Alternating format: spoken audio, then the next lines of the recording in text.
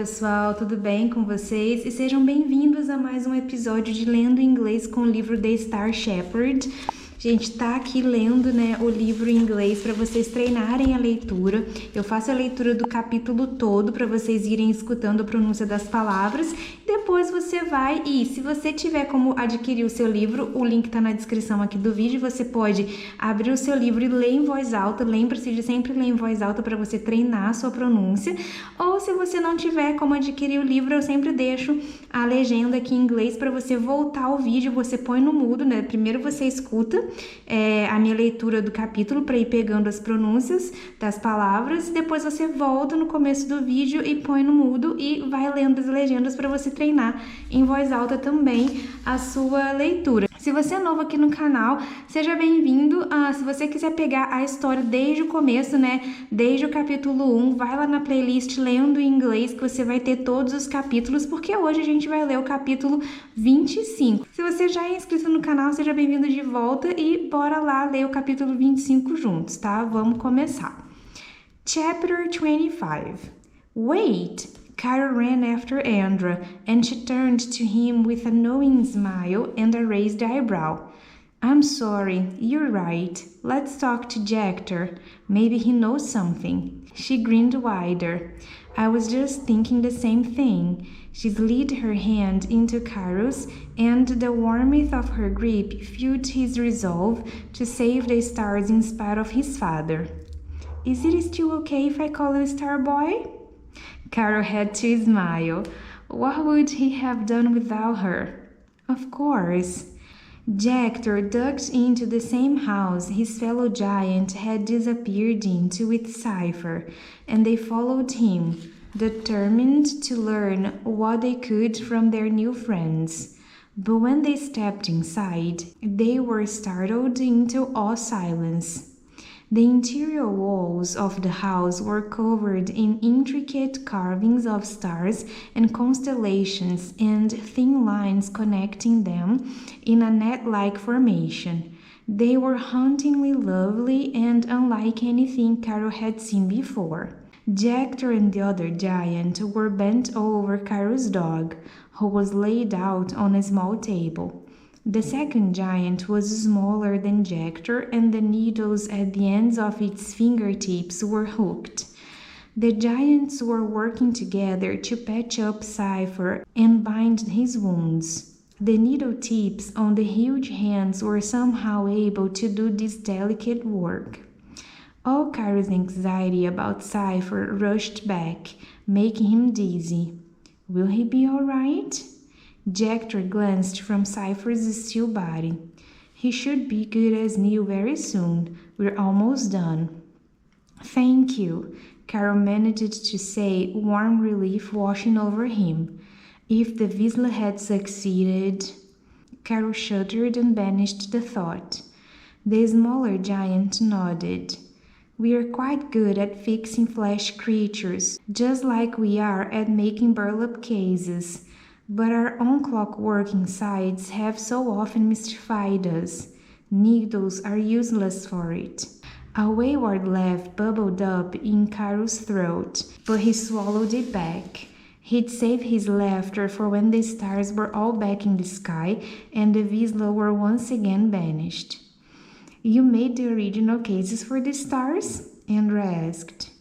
Jector nodded. Indeed we did. That is why we were created. She frowned. But what have you been doing out here since? Jector and the other giant exchanged a glance and shrugged their huge metal shoulders, the resulting creak reverberating through Carol's teeth. Waiting, Jector said.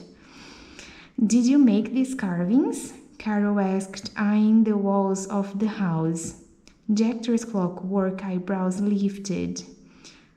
Why, yes, it helps to pass the time. It is the layout of the stars in the sky and how together they form the starlight net. It's a map. How wonderful, Andra said, gazing at the walls with newfound respect.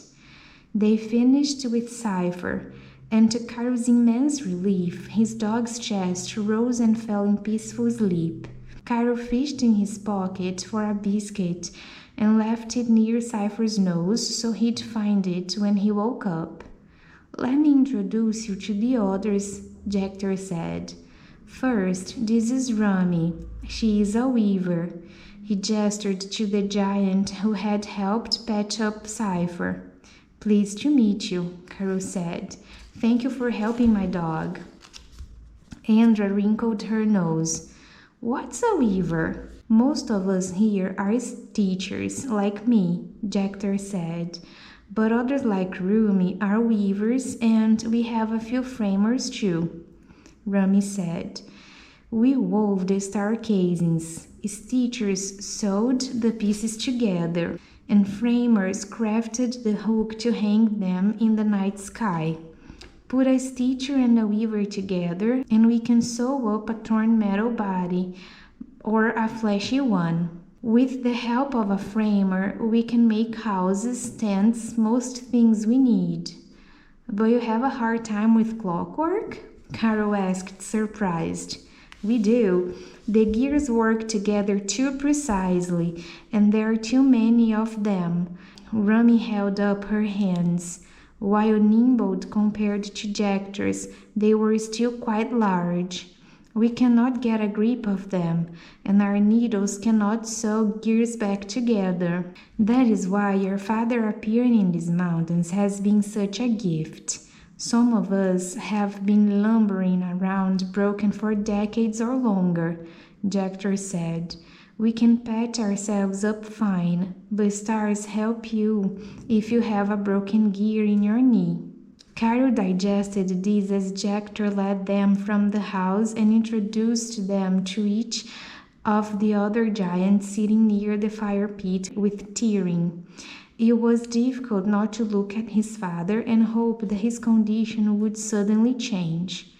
Every time his father moved, Cairo would glance over, hope rising in his heart, only to have it dashed just as quickly. He tried to focus on the introductions instead, but that was easier said than done, and they went by in a blur. Jector indicated they should sit around the fire pit. It was a strange sight. 2 children and a grown man, surrounded by nearly mechanical giants chatting like old friends. Andra made small talk with the giants, while Cairo turned to his father. He had to find a way to get through to him somehow. "Father," he said, this time placing a hand on his shoulder, "please, look at me." But Tyrion just continued spinning the gear in his hands. Tears welled up in Cairo's eyes. "Father, the council has forbidden us from touching the stars, but the stars are in danger. Someone is stealing them. That's why you left me. I don't know what happened to you, but the stars need you. I need you. We're going to lose everything if you don't snap out of this, please." Cairo's voice cracked on the last word, and he stopped and stared at his father for a few more moments. No reaction. He may as well not even exist. Heaviness fell over him and he turned away from his father. How many times could he get his hopes up before they were crushed beyond repair? A tap on his knee startled him. His father was facing him, holding out the gear he'd been spinning in his hands. He didn't say a word and his eyes were still lost, but it was something. Cairo took the gear tentatively. "Father," he whispered. Tyrion grunted and picked up another gear. Cairo sighed and put the gear his father had handed him in his rucksack. It wasn't much, but an acknowledgement of his existence was something at least. He would take what little crumbs he could get. Jector's voice interrupted Cairo's thoughts. "We are glad the 2 of you are in better shape than your father. We know that Wisla was troubling you, but did you encounter anything else? We were hoping for a clue as to what made Tyrion the way he is now." Jector's face, despite being made of metal, managed to look genuinely curious and concerned. "Oh, we definitely encountered something else," Andrew said wryly. "A horde of Vreetreks, fire-breathing spider-like creatures with slimy black webbing." Carol shuddered. "We were fleeing them when we entered the Visla's cave." "Vreetreks?" Jector gasped. The others murmured. "But that's impossible. No one has seen their kind for hundreds of years." Carol shrugged. "That's what everyone said about the Visla too." Rami leaned forward. "There was an entire horde?" "Oh yes," Andrew said. "They wanted to have us for dinner." Rami shook her head gravely. "That does not bode well. For them to be here and so bold is very bad news indeed." "Have you seen anything strange?" Andrew asked. "Only the Visla and your father. We have heard strange howls and rustling in these woods, but we mostly keep to ourselves," Jector said. Perhaps there was a mistake, Rami wondered aloud. "We've seen many strange things," Carol said. "My father and I are star shepherds. It is our sworn duty to protect stars in the sky and send them back where they belong any time they fall." He gazed at his hands twisting in his lap. "But something has gone wrong. Someone is stealing the stars. They're being cut down, whole constellations at once." He rummaged in his bag and held up one of the severed star hooks for all to see. "See? They're not rusted or worn out. They've been sliced. I don't understand who's responsible or how they've managed it, but it must be the reason creatures like the Vreetreks and the Visla have been reappearing. There's a hole in the starlight net." Carol's throat choked up. The giants had gone silent and exchanged worried looks. Andrew put a hand on his arm and picked up the thread of conversation. "It's why we're here. Carol's father left home to stop whoever has been stealing the stars. We followed him this far, hoping to help. We have to fix this." Jector finally spoke. "That is quite a strange tale, though I cannot deny the Visla and the Vreetreks give it the look of truth. Stolen stars would explain their reappearance." He scratched his metal chin, and it made an odd tiny sound that tickled Carol's eardrums. "Our little camp is not the only one. We are part of a vast army of metal giants.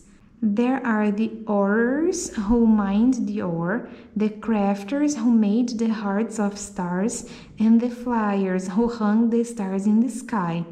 I do not know who else would be able to reach the stars, but I cannot imagine any of them would be to blame." Several of the others scoffed and snorted metallically. Jector frowned at them, but Rami spoke anyway.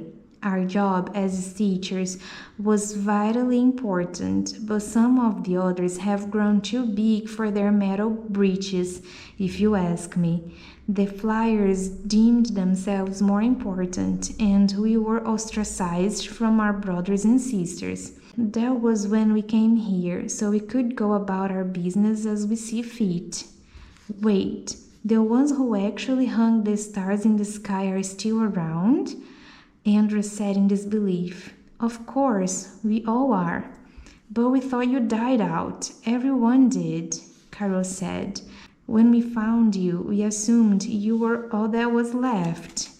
"And we thought you could fly," Andrew added.